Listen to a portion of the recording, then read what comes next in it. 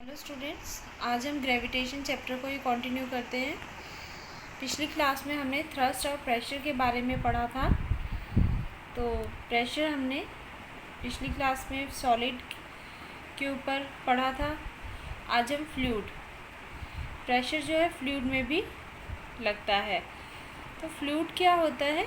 दो substances which can flow easily और called fluids, मतलब कि जो सब्सटेंस ईजिली फ्लो करता है दैट इज़ फ्लूइड्स। जैसे सब लिक्विड्स और गैसेस आपके क्या हैं? फ्लूइड्स। ठीक, आप किसी भी जार में या किसी भी बर्तन में जब आप पानी डालते हैं या कोई भी लिक्विड डालते हैं, जैसे ऑयल है, पानी है, मिल्क है, वो क्या करते हैं?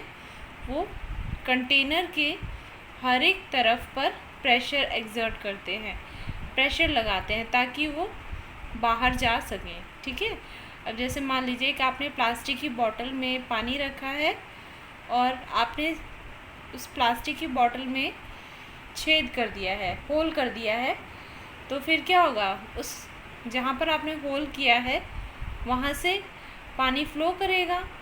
वो फ़्लो कैसे करता है? वहाँ पर वो प्रेशर लगाता है। ठीक, तो वही fluids exert pressure on the container in which they are enclosed. A fluid exert pressure in all direction, even upward. वो ऊपर की ओर भी ऊपर की ओर भी प्रेशर लगाता है। ठीक, तो यही जो ऊपर की ओर प्रेशर लगाना है that is called buoyant force. ठीक, नेक्स्ट हमारे पास एक टर्म आती है buoyancy. What is buoyancy? The upward force acting on an object immersed in a liquid is called buoyant force. Example से हम समझते हैं। मान लीजिए कि आपने खाली बॉटल पानी से भरी हुई बाल्टी में डाला। ठीक, आप उसको नीचे की ओर धकेलिए। ठीक, फिर उसे छोड़ दीजिए। आप ये फील करेंगे कि जो बॉटल है वो ऊपर की ओर प्रेशर लगाती है, और जब आप बॉटल को पानी के अंदर छोड़ते हैं फिर वो अचानक से ऊपर की ओर आ जाती है। ठीक, तो ऐसा क्यों होता है? ये बायोंट फोर्स की वजह से होता है। ठीक है, नेक्स्ट है आपका आर्किमिडीज प्रिंसिपल। आर्किमिडीज प्रिंसिपल क्या होता है? When an object is immersed fully और partially in a liquid it experiences an upward force that is equal to the weight of the fluid displaced by it. इसका मतलब क्या हुआ? आप किसी भी ऑब्जेक्ट को किसी भी फ्लूइड में आप डालते हैं, जैसे आप एक पत्थर जो है किसी पानी में डालते हैं, ठीक है, या आप बॉल पानी में डालते हैं। ठीक, तो वो पानी वो जो ऑब्जेक्ट है, जैसे पत्थर है या बॉल है, वो ऊपर की ओर एक फोर्स एक्सपीरियंस करता है, कि मतलब कोई एक फोर्स होता है जो उस पत्थर को, उस बॉल को ऊपर की ओर धकेलने की कोशिश करता है। ठीक, जिस वजह से जब हम पानी में पत्थर या बॉल डालते हैं तो क्या होता है कि उस जगह पर से पानी हट जाता है और पानी थोड़ा सा ऊपर आ जाता है। तो यहाँ से हम पता कर सकते हैं कि उस पत्थर का और उस या बॉल का वेट कितना है, जितना पानी का लेवल ऊपर आया है। ठीक, अब इसके एप्लीकेशंस कहाँ है? मतलब आर्किमिडीज प्रिंसिपल का यूज़ कहाँ कहाँ होता है? It is used in designing ships and submarines. Ships और सबमरीन जो है, सबमरीन पानी में रहती है, पनडुब्बी जिसे हम कहते हैं, इसको डिज़ाइन करने के लिए इस्तेमाल होता है। It is used in lactometer which is used for determining the purity of milk. Milk की प्योरिटी बताने के लिए हम इसका यूज़ करते हैं।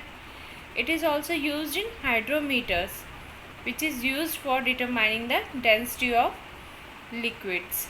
डेंसिटी, लिक्विड की डेंसिटी बताने के लिए भी इसका यूज़ होता है। नाउ वाई ऑब्जेक्ट फ्लोट्स और सिंक इन अ लिक्विड। कोई भी ऑब्जेक्ट्स या तो फ्लोट करता है, तैरता है, या सिंक हो जाता है किसी भी लिक्विड में। ठीक, तो इसका कारण क्या है? सिंक मतलब डूबना। तो इसका कारण क्या है? When an object is put in a liquid then two forces act on it. जब आप किसी ऑब्जेक्ट को किसी लिक्विड में डालते हैं तो दो तरह के फोर्स लगते हैं। एक तो wait of the object, object का जो वेट है वो नीचे की ओर लगेगा, और दूसरा बायोन फोर्स जो उस ऑब्जेक्ट को ऊपर की ओर धकेलेगा। ठीक, now whether an object will float or sink in a liquid will depend on the relative magnitude of these two forces acting on the object in opposite direction। यहाँ पर आपके पास 3 केसेस हैं। जब बायोन फोर्स कम होगा wait of the object से, ठीक है, ऊपर की ओर फोर्स कम लगेगा और ऑब्जेक्ट का वेट ज़्यादा होगा तो ऑब्जेक्ट क्या होगा? सिंक हो जाएगा, डूब जाएगा।